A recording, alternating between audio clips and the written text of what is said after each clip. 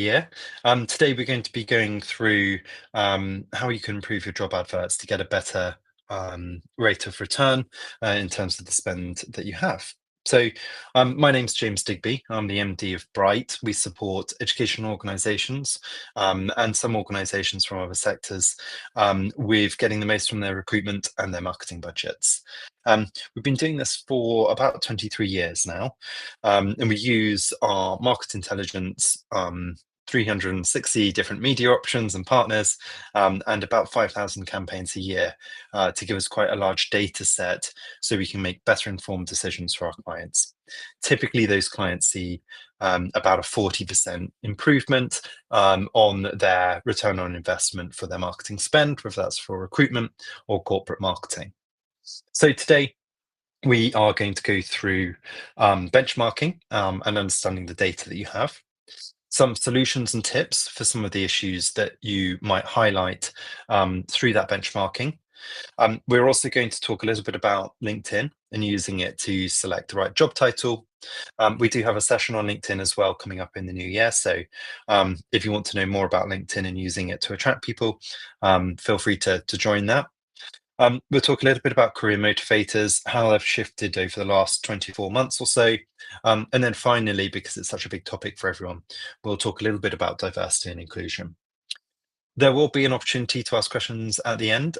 Typically going through the information takes about half an hour or so. So we've got a good portion of time at the end. But do feel free to interrupt by typing a message in the bottom right-hand corner. So if you've got any questions, feel free to interrupt as we go along.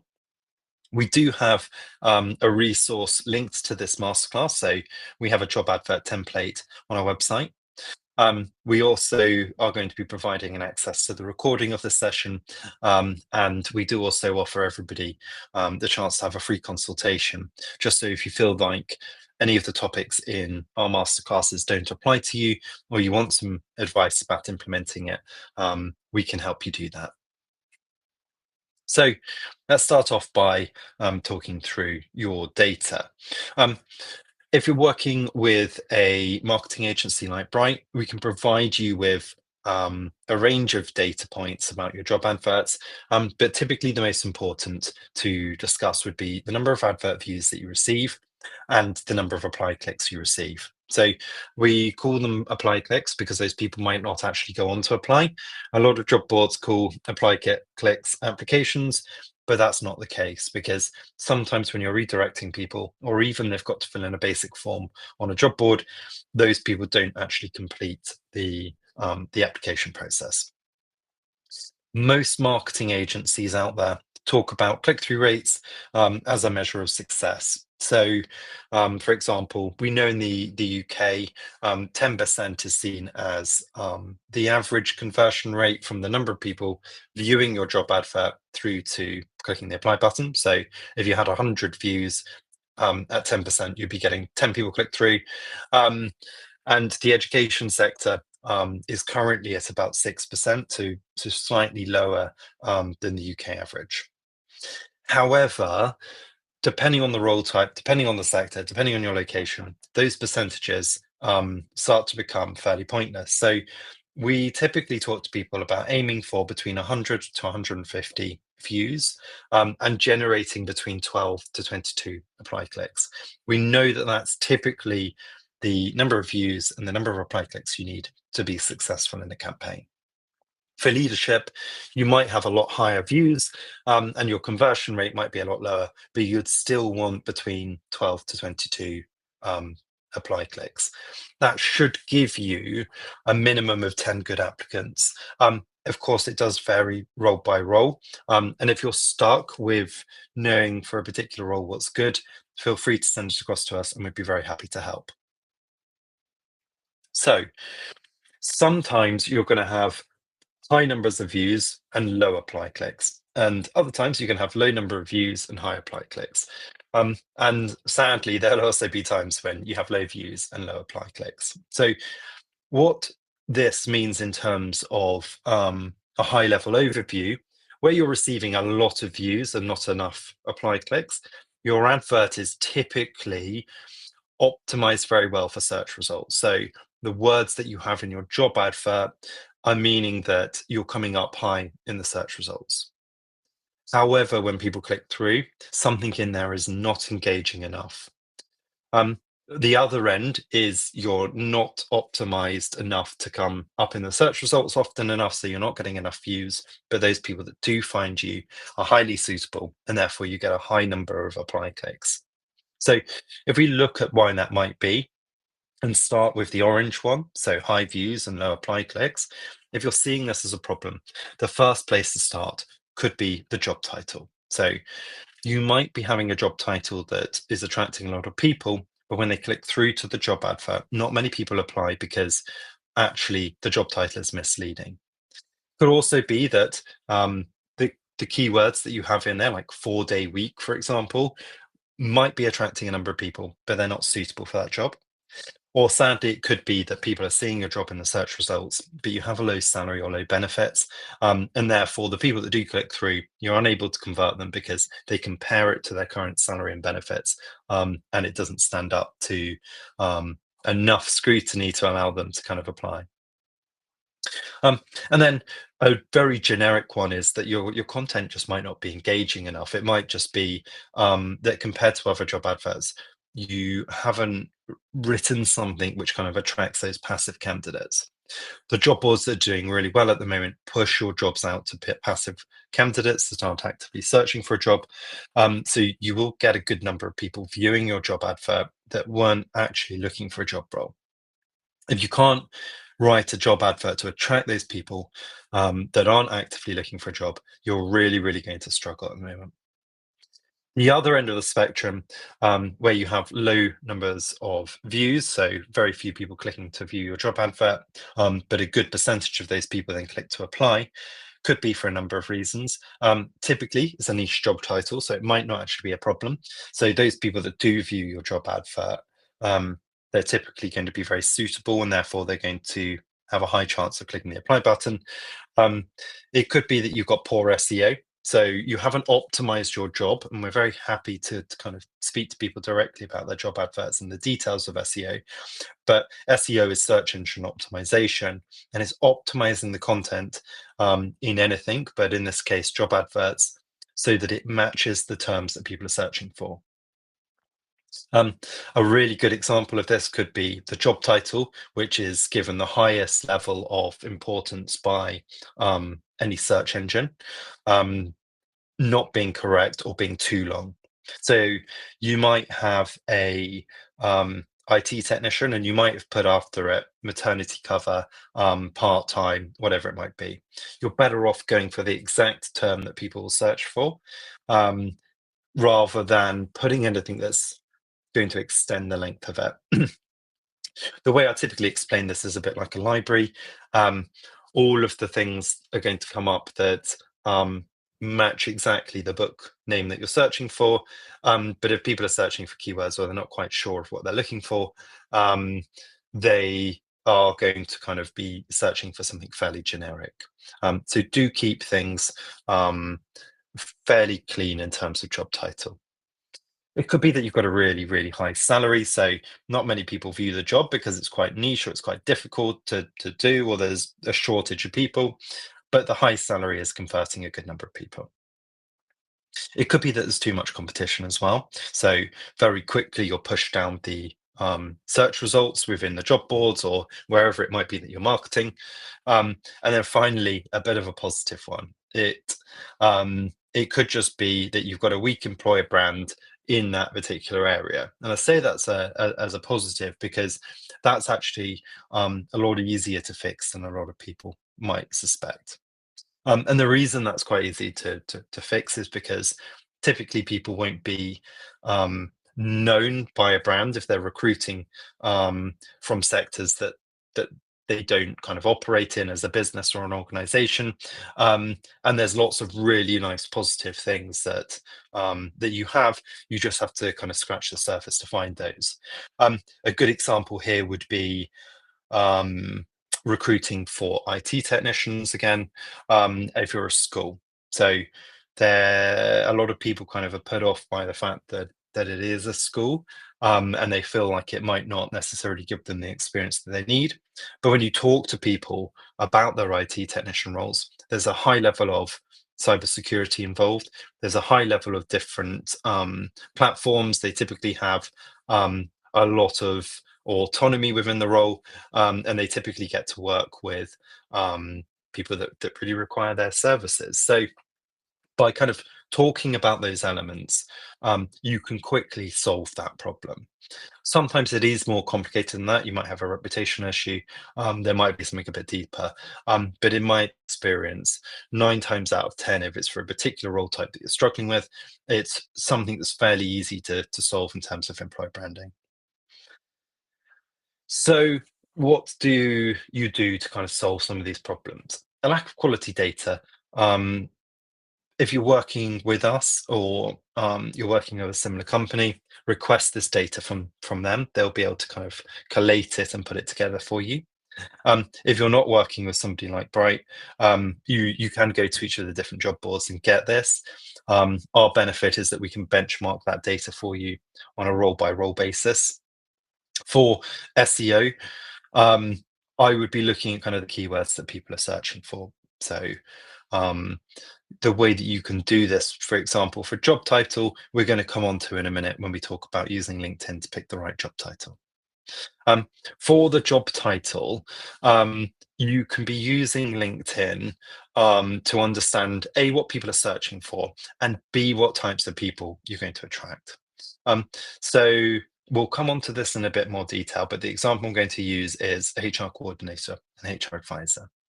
And as we discussed earlier, job titles need to be to the point and they need to be the terms that people are searching for. People very rarely search for maths teacher part-time or maths teacher maternity cover. But if you write a really good job advert and you make it really clear in the body of the advert that it is a maternity cover, you can sometimes convert some of those people. If they don't see the job advert because it's not coming up in search terms, then you've got zero chance of converting them. Advert length, a really, really nice um, solution here, because it's is easy to stick to. So we know that the most effective advert length is about 500 words. Try not to go below 350 words and try not to go above 800 words. Aim for about 500 words. If you are somebody that really struggles with kind of writing too much content, so for example, you might have a long list of benefits. A lot of job boards now do allow you to hyperlink through to your website. So, for example, with benefits, you could just have a summary that talks about your benefits, and then a hyperlink through to a page that provides more detail about those benefits. List benefits that genuinely set you apart. I know that a lot of people have seen their teachers' pension schemes change recently, but still, I would be removing things like that, and I'd be focusing on the things that are kind of pain points, the things that people were taught to a friend about. So, a good example of that might be well-being support. It might be your organizational culture. So, for example, if if I can go to my manager and ask for support and they'll listen to me, or if I have an idea and I put that idea towards, let's say, a director or a head of department, is that idea going to be listened to and is action going to be taken? Those things are benefits as well as the financial benefits, so do include them. Um, don't bulk out benefits with things like free tea and coffee, access to a library, and so on and so forth. Sadly, we do know those things tend to put people off. But if you're living in a location that's difficult in terms of transport, do include things like free parking, or a free minibus or whatever service you might provide for staff. The opening paragraph after the job title is the most important part. Talk about the job role first in that paragraph, and then in later paragraphs, talk about the team, and then you as an organization, school or business or whatever you may be. And then really consider your salary. Most of our clients have either a salary range or a fixed salary in mind, so they are restricted. The reason that I say that this is really important is because you need to know whether the issue is your job advert or the salary that you're offering. So even if you can't change it, have a look at salaries and see what other people are paying. Search the job boards that you're advertising on and see how you compare. So we've just gone through the issues that might arise and some solutions. Does anybody have any questions for me at all about kind of understanding your job advert data at all? There is a box in the bottom right hand corner or so. Perfect. So I talk a lot about the importance of job titles, but it can be quite difficult to know what to use. So in terms of kind of being able to work that out, we typically use LinkedIn to do that. Um, so I'm going to try and share my screen, and if it doesn't work, I'll talk it through. Um, so in terms of LinkedIn, it's not allowing me to share my screen, but in terms of LinkedIn, the way that I do this is I will put in the job title to the search bar in the top of LinkedIn. And in the people option, I'll filter it to the country that I want. So if I was recruiting for a recruiter, a recruitment manager, I'd have the option of talent acquisition manager and the option of recruitment manager. To decide between the two of them, I would put in talent acquisition manager first, filter it for the UK, and I would start to see A, how many search results come back in terms of people, and B, I would start to click into those profiles and I'd start to see what those people do. I'd then do exactly the same for recruitment manager and I would compare the two. So potentially, because I've done this before, but potentially is still the same case, recruitment manager might be more of a term used in the education sector and talent acquisition might be used in other sectors. The number of people that have both on that have one or the other on LinkedIn will give you an indicator of the size of your target audience. But it doesn't mean that the bigger audience is necessarily the one that you're going to go for. If you wanted to, in this example, if you wanted to attract people from the education sector, what I would be doing is I'd be looking to see what the education sector uses as a job title. So if that doesn't make sense with job titles, feel free to message me, and I'm very happy to talk about it in a one-to-one session, share my screen, and work through one of your own job titles. So at this point, I was getting a lot of questions about AI and writing job adverts using AI. There are a number of issues with using AI. It's useful to rewrite things. It's useful to kind of change a small paragraph or a small section. I wouldn't really be using it to write your job adverts. There's a number of reasons for that. One, people that see a lot of content online um, find it quite easy to spot that something is AI written. And the second main reason for me is that there's really strong evidence that because it's based on content that's already out there, you're picking up quite a lot of bias in your job adverts because you're reusing other people's content. Until that can be fixed, my personal recommendation would be just to use it to kind of get ideas about how you can reword your content. When we are at a point where AI can write a good job advert and it'll be unique for you, then I think that's going to be quite amazing.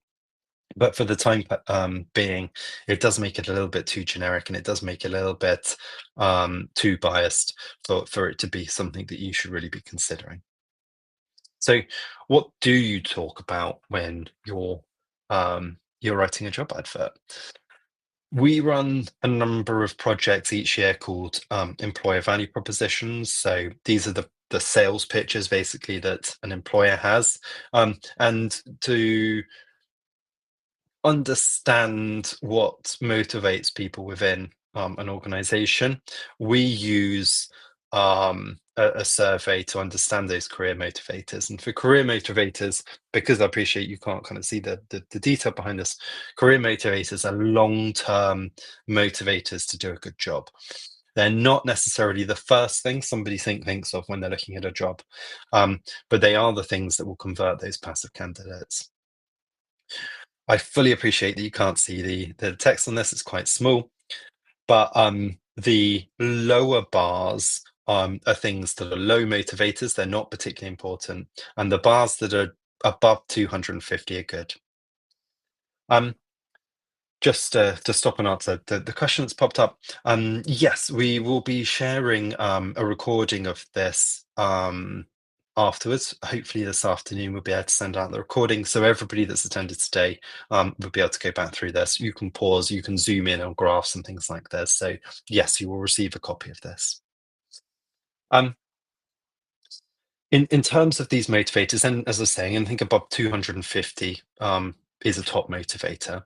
And what we've seen literally for the last 2 to 3 years, so they're long-term motivators, they're long-term trends, is that salary and benefits, the working physical environment people have, and even the offerings of companies and businesses, um, they are not long-term motivators. The things that really motivate people, the things that really hit the nail on the head when people are frustrated about something and they read a job advert are the opportunity to learn new things, the ability to contribute new ideas and have those ideas listened to, the relationship people have with their line manager, and the relationship people have with their colleagues. So they're really important things to be getting across in your job advert. And very, very few people do cover those in their job advert. So you're setting yourself apart by covering those. Does anybody have any questions about career motivators and how you could incorporate them into a job advert? If these four motivators are things that you feel that you do really well, and you may well be in a situation where many people are, which is they're too close to it. But if you're hearing these things, you think, oh yeah, that's my workplace. Definitely consider how to incorporate them straight away into your job adverts. We know they do improve conversion rates quite significantly. So we talked about AI content being used to promote our job adverts, and we talked about kind of the bias that that brings in. Content written by anybody does have a certain level of bias, um, and there are platforms out there called decoders that aim to understand how using data, understand how job adverts attract people from different demographics and different backgrounds. So a gender decoder, um, for example, might look at 5 million job adverts over the course of a year across multiple job boards, and it will look at the equal opportunities information linked to those applicants, and it will understand um, what keywords are attracting one demographic over another demographic. And you can use this knowledge and you can use this software to make your adverts more inclusive and have a scientific way of attracting people from particular backgrounds. So, just as an example, you may well disagree with kind of the results that's given out, but just as an example, a gender decoder can look at gendered words, attracting people who are female or male, and say these sets of words typically attract people from a particular gender, or they might put off people from a particular gender. So, from all of the I think it was just over 1 million job adverts that this gender decoder, as an example, looked at, it saw that you increase quite significantly the number of male people applying for a job advert where you're using words like lead, analyze, competitive, active, and confident.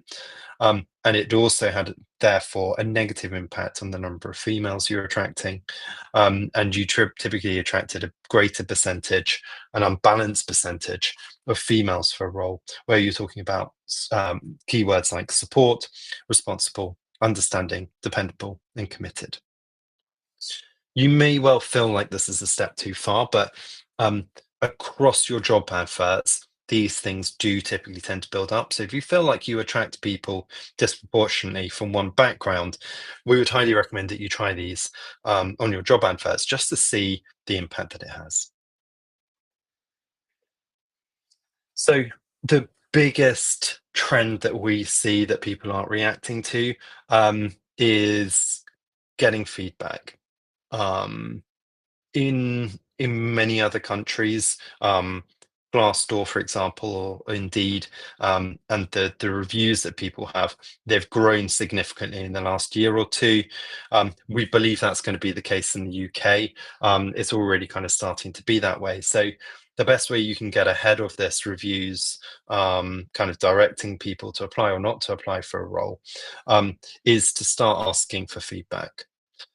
Um, Give people the opportunity to ask questions and get information and gather information from them so that you can communicate with them. But also consider on your signature or your email system having the ability for people to feedback on the process. As you start to get these questions and you open up these communication channels, you'll see the number of questions grow. You'll see the request for information grow, and it will allow you to kind of have a question and answer session on your website that you can direct people to, so that people don't have to contact you. So it gives you the advantage of people feeling more comfortable about applying. But after a while, it will stop being such a burden in terms of workload. Um, that process of um, allowing people to ask questions, allowing people to get more information easily, feeling comfortable to do that, feeling comfortable being able to provide you with feedback on your recruitment process and your organization and your reputation in the marketplace will set you up in good stead for being able to get um, more reviews in the future. That was everything that we had planned for today to go through. Exactly half an hour as I promised. So we've got some time.